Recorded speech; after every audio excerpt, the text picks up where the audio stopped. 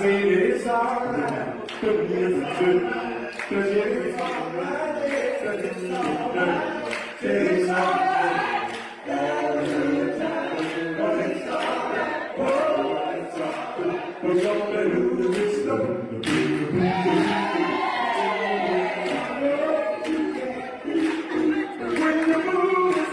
Welcome to Our Stories Matter. I'm Sam Lasalde.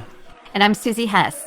Our Stories Matter is hosted by Trauma Informed LA and the amazing music by Torrance Brandon Reese, founding member of the music group Street Corner Renaissance. Our Stories Matter at Locals Only acknowledges the Gabrielino and Tongva peoples as the traditional land caretakers of Tovangar, the Los Angeles Basin and Southern Channel Islands. We pay our respects to the Honugvetam, our ancestors, Ahihirom, our elders, and Eohinkem, our relatives and relations past, present, and emerging.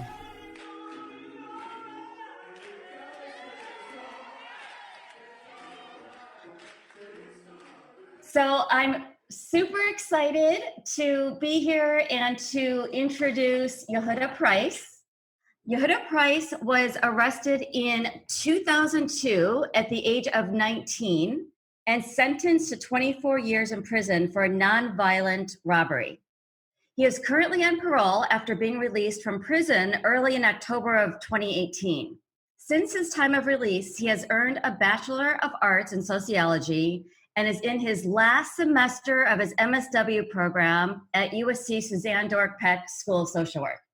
Yehudah is currently the chair of the USC Student Interest Group Unchained Scholars, a psychotherapist intern at Bet Sheva Residential Addiction Treatment Center, and an ICMS program manager providing services for community members in South LA who are experiencing chronic homelessness and high acuity mental health challenges.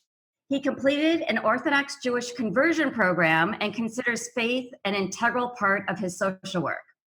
And I also, before we jump in, I also wanted to thank the Jewish Caucus of USC Suzanne Dork Peck School of Social Work for sponsoring Yehudah's episode.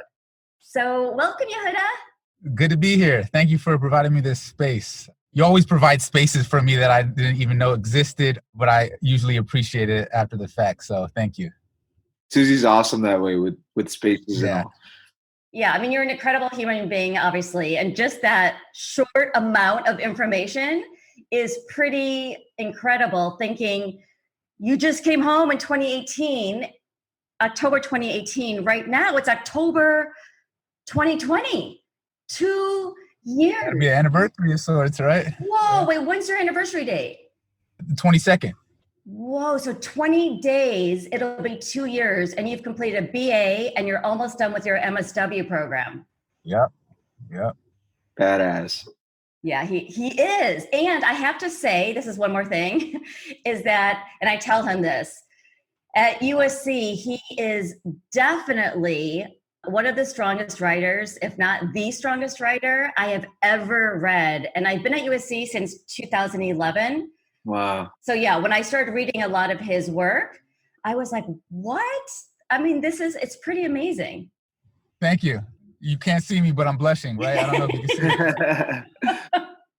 I appreciate that.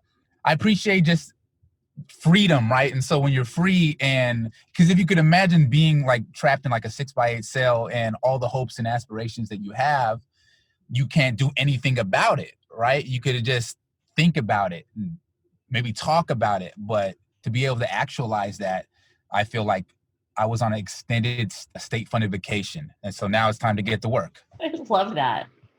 That's an awesome way of putting it, man. Unfortunately, a bunch of my buddies, they're on their vacation. They come out here and they stay on vacation. I hear that. Yeah, man. Crazy proud of what you're doing. I want to dive right in. Can you describe your work related to faith and healing? Faith is what is at the core of anything I do, because it's at the core of who I am, right? And I think it starts off with a relationship with the source of all being. And we don't have to get really into theological abstractions of what that is, right? But it's kind of, if you can connect with these values that you believe is like objective and related to meaning and purpose, and how that connects to you with not only the source, but then with other people, right? Because you extend that out, but it starts with that relationship with that. And so actually in my particular job itself, I would say in my internship is when I actually get to put it into full use, right? So it's Beit Shuva is a residential addiction treatment center. The center is Jewish of everything it does. It's 12 steps mixed with faith recovery. To give you some background, the founder and my direct clinical supervisor is a LCSW, a licensed clinical social worker. And she got her start by going into prisons to help Jewish inmates, connect them, get them ready for parole and transition to halfway housing. And she ended up, starting a halfway house. And what happens is one of those people who paroled went there and eventually became a rabbi. In that process, they got married. And so this is the foundation of Bet Shuva. They have an alternative sentencing program, lifers parole directly to it. And so now I get to be a psychotherapist. I get to interact with the people there. And it's unique in that every person there gets a substance abuse counselor or addiction counselor, a spiritual therapist, which is usually a rabbi, and then a psychotherapist. So we work as a team. So I actually get to utilize. They have Torah study sessions. And when we speak of Torah study sessions, it's not, I think a lot of people, when they think of religion, they think about all this dogma and all these concepts that you have to believe in order to connect with the source of all being. But what it does is orients people in the same manner to connect with these values and how they look at themselves and how they look at the world. And so I get to do that within this background, this framework, and we all have the same reference point. It's harder when you're talking about to connect people when there's not the same reference point. So with the same reference points, I'm able to look at our tradition, our heritage, and see how it relates to them, how they find meaning and purpose within that heritage, within that culture. I think we all do to a certain extent, whether we're religious or not. And so I've been able to utilize that. And so it's been awesome. It's been amazing. And I would say that just because it's a Jewish residential addiction treatment center, the majority of Jews are not religious. So we also got to look at it. It's not simply a matter of faith or dogma or to that nature, but it's also this communal aspect of faith that you don't have to accept everything because we're all kind of struggling. And I think when I speak of Judaism, Yisrael means to struggle and wrestle with God. So I think in a certain sense, we're all wrestling with what we want to be, how we fall short at so many times, but how we struggle to get where we're at. And sometimes that's wrestling with God, right? Wrestling with our higher selves. It's our lower selves. It's the in-between selves. And I get to do that with other people at this residential addiction treatment center. I got to help them navigate. And I think when we're talking about systems of change, I think it starts with the individual, right? I believe it starts with the individual. And so I get to help that process and aid that process. That's how I utilize faith flowing from my internal self into other people. Wow. I mean, so I have obviously many questions from that.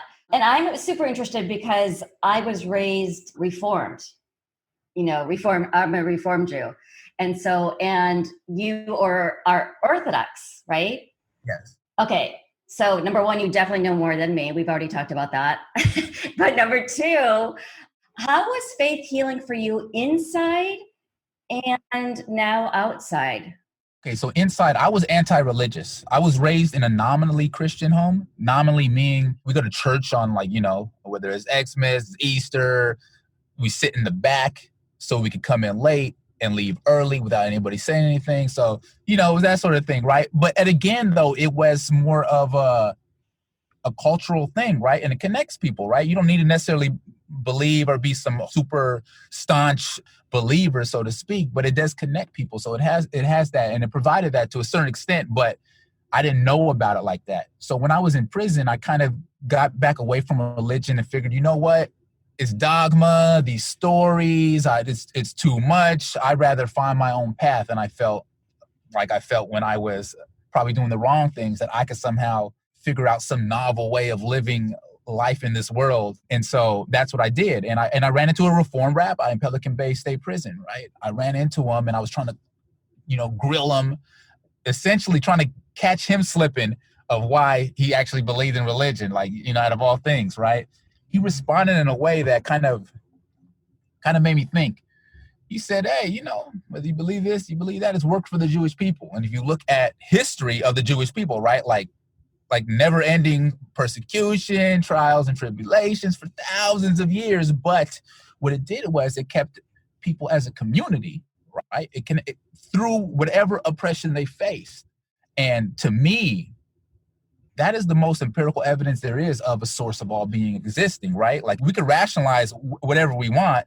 We can look at a story and say, oh, this is real or not, that's real. And so if I don't believe this, then it's not worth accepting. But this empirical reality, I believe, of the Jewish people kind of made me think. And so I started examining Judaism. This is a Reform rabbi.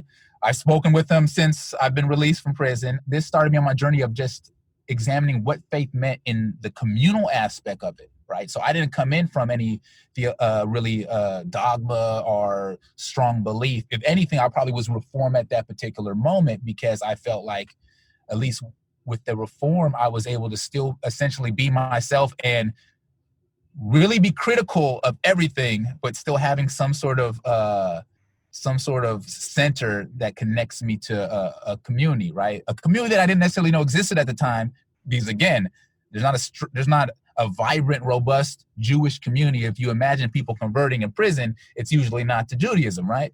And so, and actually, you can't convert to Judaism. There's ritual things that are not available in prison, so you can't do it in prison. So it's not even an option to fully actualize yourself through that path. That's what kind of started it. So I just started, I'm starting examining it. I started connecting with it. And I ended up transferring. I went down, I was in a level 4, Pelican Bay's a level 4, 180 prison. I ended up going to a level 3 at San Luis Obispo, CMC. And the rabbi there was a Reform rabbi. He ended up making me the Jewish chapel lead clerk. So I was in there. I had all these books. I was able to connect with Jews that were definitely not religious. Most of them were not religious. And knowing that, okay, look, we all share this sort of communal aspect of things. Wherever somebody's at in life doesn't mean anything so much. It's how we are finding a way together to grow, to learn, make mistakes and grow and learn, And so I started understanding what that meant. I didn't grow up with strong community connections. I didn't grow up with that sort of structure of viewing the world and knowing that my brother matters to that extent, right? Whether I know this person or not. And so this kind of, not only did it bring that concept to life, it sanctified it. It made it holy. It made it something separate from the regular and something worthwhile of pursuing. So that's how I kind of connected to it, and knowing that existed within prison to a certain extent with the community there, and then knowing that it extended outside of prison, and then knowing historically it extended generationally for thousands of years, and now I'm part of that stream. So I think when I looked at life, right, I don't want to drag out this answer, but I have like free-flowing thoughts that just randomly go off in different directions. I remember that I was in prison thinking too that, okay, look, does my life matter, right? Does living matter? Not like all suicidal or anything like that, but I'm just getting very existential of thinking about life, right? I'm not in ideal circumstances, right? I was a teenager. I'm getting out, probably like 40 something by the time I get out, right? With a 24-year sentence. I can't do all the stuff that, as you imagine, a 19-year-old dreams of, or just maybe you can't even articulate the hope you have. I'll do something with my life, right? And I could have fun and I could do this and that, but not having that. Then I thought about also, though, there's an awesome privilege of living in America that's not afforded in other countries, right? Or you can be in America and you could be in a position where you just don't have opportunities and you just have a rough, hard life. Does that person's life not as intrinsically valuable as somebody that has all these different material aspects of things or this freedom? I couldn't look in that person's eyes and say that, no, that their life is not as intrinsically valuable or worthy as living. And that's something I came to believe. And so I had to find that meaning and purpose for myself. And I think that's what made faith so important to me. And it wasn't on some dogma or needing to believe in something. It was the fact that meaning and purpose, I think, is fundamental to human existence. And how do we connect with that? And I believe that faith, that religious framework, is our best approximation of doing that. That is incredibly beautiful and powerful. And thinking about, we're wired for connection, and you spoke so much about community and the relationships. And then I think about being inside, and, that's not encouraged. the community and the relationships and the connections. So yeah, that is super, super powerful. Thank you. And I think I did miss part of your question, which was, how did it extend out when I got out, right? Was that part that was part of the question too? And I think it's that community aspect of it, right? I think when we're speaking about faith and religion, I mean, obviously there's not one place to connect. There's not one particular religion or faith that connects you with the source of all being, right? Because if that source of all being, that energy that flows through all of creation, right? It's on a really physics level, right? That it's infinite and we have different ways to connect to it. But for me, the Rabbi Senior that was from Beth Jacob Congregation Irvine, I wrote him and explained my story. Like, look, I'm trying to convert. This is my life. This is and that. He's like, look, you get out, you have a community for you, right? And I'm like, wow, I got a community. Like, I got people that will accept me. And if you think about it, when you're in jail, you think, okay, I have this stigma, right? I said 24 years. And I think part of what a lot of people in jail go back and there's a high recidivism rate is because we have status, we have a sense of being with what we know, right? Getting out and going in what we might call the square world, right? We don't have that same sense of worth or of how to operate in that particular environment. So we kind of, a lot of times we'll just shun it. Like, I'm gonna go, the homies know, they know me. They know I don't have to explain myself. I don't have to explain my situation. Like, this is what it is. But to have a community where I start off by saying, like, look, I just did, all these years in prison and this and that. And you know what? I don't even want to minimize whatever I went into jail for, because to me, that was just the tip. That was nothing.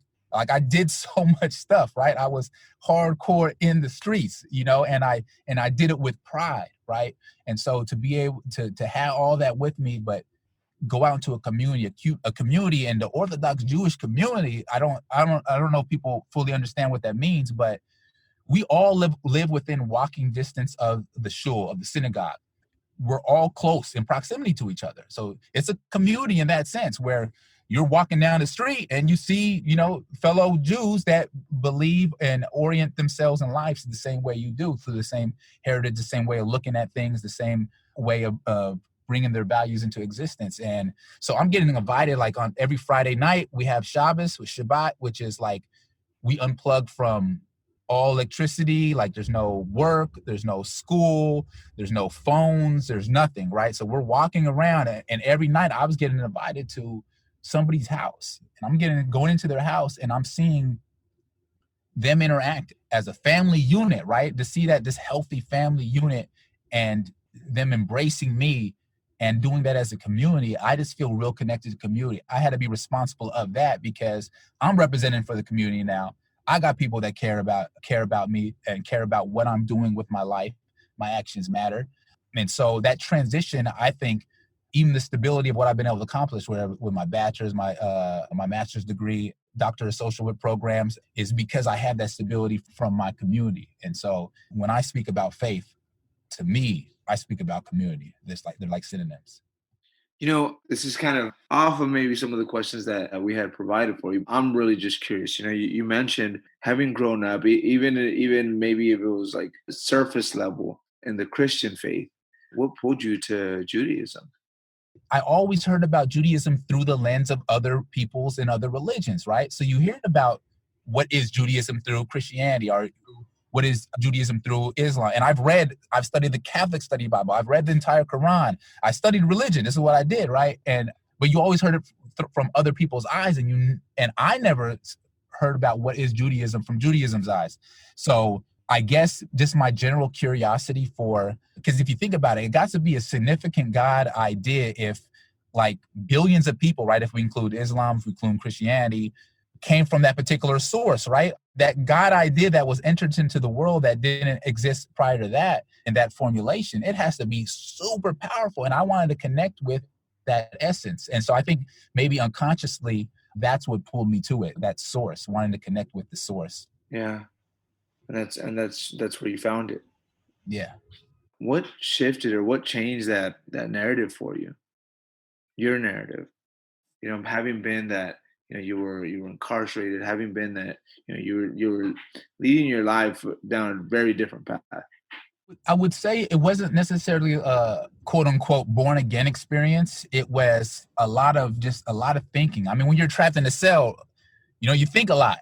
And since material acquisition, since regular physical gratification, whatever that gets us through life, which I sometimes call shadows, right? They're shadows if they're not connected to anything meaningful or purposeful. I couldn't attain it. So, and not only that, I also felt that whatever I do, I go hard.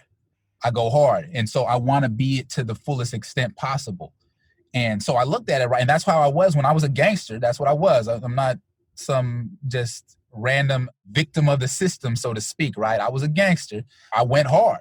But then I looked at myself, okay, like, you know what? I'm in prison. This is my fate. I could accept that. I could accept that with no, it is what it is. But I felt like, okay, but there should be an ultimate way of, if you're ready to give your life in a certain sense to something, right? There should be an ultimate cause to give your life to, so to speak, right? Is this it? Is being a gangster, are these values? Is this it? And I just couldn't. I said no, because me taking this to the fuller extent, it has me doing things and being in positions that are not something I could teach a kid or I could tell my mother, right? You have to hide so much aspects of it. So I felt like I was living wrong, and I couldn't sit with it. It might have worked when I was young, right? Or, in the adolescence age. But, as I start, aging in my 20s, like, no, there got to be something more. So it was gradual. And if you can imagine, you live in an environment that's controlled by gangs and racial politics, right? And you're put in situations, doesn't matter how much growth you're trying to attain, where at the end of the day, like, look, if something happens, you're in the vicinity, like, it is what it is. That sort of environment, you may have to act. You can't just simply disregard that mentality, right? You're connected to it in some way because it governs your reality, your way of existence, your mode of being in this world, right? It was just very gradual. I got confident more so in who I was, what I wanted to be. It was a lot of reading. It was sometimes going backwards. Like we say at Beit Shuva, like, recovery is not linear, right? Go this, but long as you continue to make progress. So I got to the space where I'm at. But now, off just years of deciding I can't necessarily do all these other things in life, but I can work on myself. So it was just a years of process and I would imagine that my family supporting me, as far as knowing that I had a family there, would be there for me, and hey, whatever you want to do, like, we just want the best for you. That kind of gave me a foundation as well to feel comfortable enough to grow into being who I am today at this point, and hopefully who I'm becoming. That's beautiful, man. You mentioned reaching that moment where you ask yourself, like, is this it? And I think it's a blessing that you found that answer. A bunch of homies that are locked up, a bunch of people that come back out here, they reach that point and they stay there. They accept it. Like, yeah, this is it. A lot of the times dig themselves deeper. After you put so much years into something, right? Whether it's wrong or right, you get comfortable, for one. And also, it's scary changing from that and admitting that, maybe this isn't the best way. The way, yeah. Yeah, maybe I haven't been making the best decisions. Maybe I haven't been acting in a way that brings honor to my parents or to my community or to myself or to whoever's cared about me in any particular way, whoever decided to buy me for times when I was in jail for or whatever hardship, and to submit that you're wrong. And it's hard for people. Not only that, how do you interact in a world that you're not a part of, like that, right? The square world, that's different, right? You automatically feel like people are maybe judging you a little bit, or you feel like, I remember when I first got out of jail, I feel I had explained, even basically, like, look, I've been in jail. I don't know how to, I don't know what's going on. I've been in jail. I've been locked up. I just did 16 years, because you feel like you have to explain why you're acting a certain way or why you look at things a certain way, because you have this past, this baggage. So a lot of people say, like, I just chill with the homies. There's no baggage. There's none of that. I'm gonna chill with the homies. It's not only that, I'm not starting off at this low man on the totem pole. I'm an equal with my peers, right? Yeah, at equal, or a lot of the times you got even some extra clout. Yeah. Yeah. Why give up extra status, right? Who just voluntarily gives up, status and respect for the unknown? Yeah. Yeah. And I would think that in the inside too, actually, someone just told me this isn't coming from my own thought process, but someone was telling me this the other day, that it was he had clout inside. And then when he came out, he had a little bit that he was getting recognized that he was out. And he said, and then it was gone. And he said, now I'm just, a small fish in a big world. And so it would make sense, I would think, to go back to what with all the clout and the leadership. I mean, there's so much leadership. And my guess is that who you are today, you had these skills then, they were just being used in a different way. They were being fueled differently. And I love your eyes. I mean, I always see your eyes when you're about to smile. And I think about everything that you said about being on the streets and being a gangster. And, obviously that comes with a lot of trauma and what you saw, what you experienced inside also. So I'm wondering, how do you see faith as a response to healing trauma? Over 50% of the people that find themselves in jail have experienced some sort of trauma. I don't know if we conceptualize it. The people, I never conceptualized it as trauma. That was just life for me, right? And I'm not just talking about traumatic incidents of far as maybe you had something going on, in your family life or something else that happened outside of that. But once any of that sort of trauma happens, if it does or not, then you actively participate in a cycle of trauma, right? Because you're creating more incidents of where trauma is going to more likely happen. You're more likely to see violence. You're more likely to see all sorts of stuff that you wouldn't see if you didn't continue to go down this path. And then you go to jail, right? And then that's a traumatic experience, whether we choose to conceptualize it as such, right? Takes away what it means to be human, right? And then sort of the trauma of reacclimating oneself in the world again, right? That still re-aggravates the trauma that you went through, right? So all that together, that the faith and healing, I think through all that, right, we create these narratives about ourselves. So when we have this faith base where this meaning and this purpose is connected to our own narrative, connected to our own story, connected to these traumas, we start processing these traumas a little bit differently. As we talk about and process it, so when it's re-recorded back into our brain, it's with this extra filter, this extra layer of understanding the trauma. And I think when we add that faith to it, when we understand our trauma, we look at our trauma in a whole nother light. And it can get to the point, right, where we look at that trauma as sort of inspiring, right? It's brought us to this point. It has made us to who we are today. And I think faith is just so integral in that part, because it can really bring to life the narrative and make that narrative not just mundane, but a narrative transcendent. When I was in prison, I used to say all right, you know what? All right, I messed up at the beginning of my life. Didn't start off too good.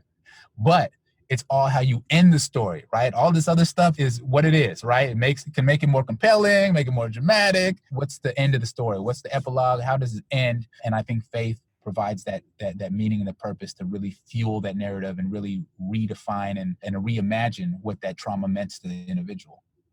So do you see that? Because I'm thinking also as you're speaking, we're in the midst of COVID still, and there's an uprising and a revolution. Has faith been part of your own sort of support and just resource during this time out here as well? Well, definitely. And I would say the COVID and even the uprising is kind of that's what it basically it was in jail, right? So it's not even I think people, if you've done time, it obviously not being able to connect with people in the same way affects everybody, no matter how tough we think we are. But it gave me, I guess, a little training to deal with this particular situation, right?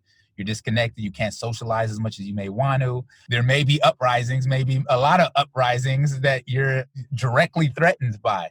And so, yeah, and you don't know, it's precarious. And I think more so than anything is that you don't know how that next day is going to turn out, right? You don't know how this situation is going to turn out. And so, again, I think that's connected me to my faith in that, okay, you don't know how it's going to turn out. You might not be in the most ideal circumstances, right? But what is the meaning and purpose you can find in it? within it, right? And I think that faith is when you're actualizing your faith, your values into every situation and creating that narrative. You're creating COVID-19, and this uprising is now part of your narrative. How do you choose to make it part of your narrative, right? I mean, you could choose to be perhaps a victim or somebody who barely survives out of that, or you could be someone that who grows, struggles, and wrestles with God, wrestles with the world, and redefines what it means to be through 2020, through COVID, and through these uprisings. So that's what it's meant to me, at least. And in this healing, for you, and maybe I mean, even some of your brothers, some of your boys, some of your homies that you saw were incarcerated with you, however it is that they were finding their healing. How do you see community healing, our community healing, as political? It helps. It's an organizing force to articulate what we need to others, right? Because you need a unifying structure. That's what's so good about religion, whatever your religion is, right? The good of the religion, right? Because anything can be corrupted, anything. But the good of the religion is the ability to connect with other individuals, organize with other individuals, and then orient ourselves in the world for what we need to best actualize our values, our needs, our wants, how we envision the world, right? And so I see that as very much political. How do you choose to connect with the political side of it, right? And I can't give a general answer for that, right? Because again, I think for every community has different needs. Even if we've come through different forms of oppression, right? Different communities have felt different forms of oppression, but their response and their needs from that are still different, right? And so part of their culture, part of their faith is faith, right? Religion is connected to culture, right? And so I feel like that faith and that communal aspect right there is what provides the foundation as far as connecting on the political level. It's awesome, man. You've made it, I mean, your base in all those aspects. I see my connection to community, and again, community is a function of my faith because it's a religious community I'm in, as a way of like, okay, this is what matters in the world, right? This is okay. So what should I care about, right? Like politically, right? What should motivate me, right?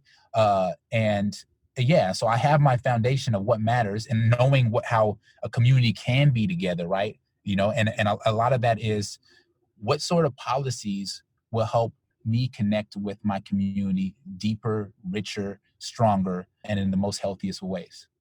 Yeah, I love that. I'm a cultural Jew. When people ask me, I mean, they don't really understand the word reformed, but I'll say I'm a cultural Jew, which is true. I do the rituals. I believe in, family and food, of course. And it's interesting because any political work I've done was through a Jewish organization called Never Again Action. And so that's, when I've done protesting, and it's aligned with immigration and the cages and everything else that we had experienced, or ancestors had experienced. So then the political piece keeps moving. And that's why I got involved with Never Again Action, for that exact reason. But you just said it so beautifully. I'm like, that was why. That was my why. So I'm wondering, as folks are listening and hearing you, what could you recommend in terms of how folks could start to get involved with their own faith? Because hearing you, it's beautiful and it's healing. And, maybe people who are just not really sure like how to get involved or how to start, what would you recommend? It's hard when you're talking about faith, right? How do you recommend people to get attached to the faith that maybe they're not a religious type person, maybe they're not a spiritual type person? Because again, when I speak of faith, I connect it to the religious aspect of it because that's the organizing communal aspect, right? I think we all as individuals have the ability to connect with the source of all being without a religion, to tie that within a communal structure, right? How do you spread that to a family? How do you spread that to the community? And more than that, how do you make that generationally a thing, right? Because communities can't just exist in this particular temporal period. It has to exist generationally. And so to me, that's the religious aspect of it. I would just tell people, and I'm speaking more to myself, so it might not be applicable to everybody. Don't use the excuse of, well, I can't believe in this particular story, or I can't, believe in this particular dogma, to somehow rationalize your way of understanding that what this is a structure, and it's a approximation of bringing yourself connecting to this source. And not only that, allows you to connect with the people around you. And if you feel like you bring something to this table that is is unique and can enhance your faith or enhance the religious group that you're a part of, bring that to the table. That's how change occurs. That's how, religion evolves to a certain extent, right? We don't necessarily practice it and experience in the world the exact same way as a generation or the generation before that. And that's true within Orthodox Judaism, right? I would say connect yourself and understand that.